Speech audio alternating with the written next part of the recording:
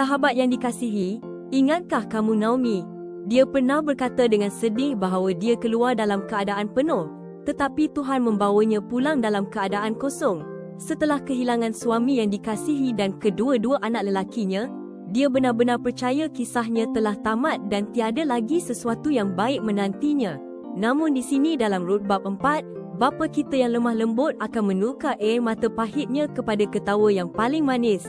Boaz naik ke pintu gerbang kota Bethlehem dan di hadapan para tua-tua dia dengan rela menerima peranan sebagai penebus keluarga dan menganugerahkan Rut kehormatan menjadi isterinya. Kitab suci dalam Rut bab 4 ayat 13 hingga 17 berkata kepada kita, dia melahirkan seorang anak lelaki.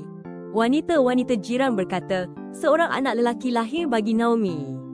Betapa lembut dan indahnya kejutan yang telah Tuhan persiapkan sepanjang masa. Yang dikasihi, Tuhan kita bukan sekadar menampal bahagian-bahagian retak dalam kisah anda. Dia rindu memimpin anda kepada pengakhiran yang jauh melebihi apa yang anda mampu minta atau bayangkan. Setiap titis air mata yang anda titiskan disimpan oleh bapa anda dan dia akan menukarnya dengan lembut menjadi ketawa pada waktunya yang sempurna. Berehatlah dalam tangannya yang baik hari ini, kerana rancangannya bagi anda sentiasa penuh kasih. Menyusun jari.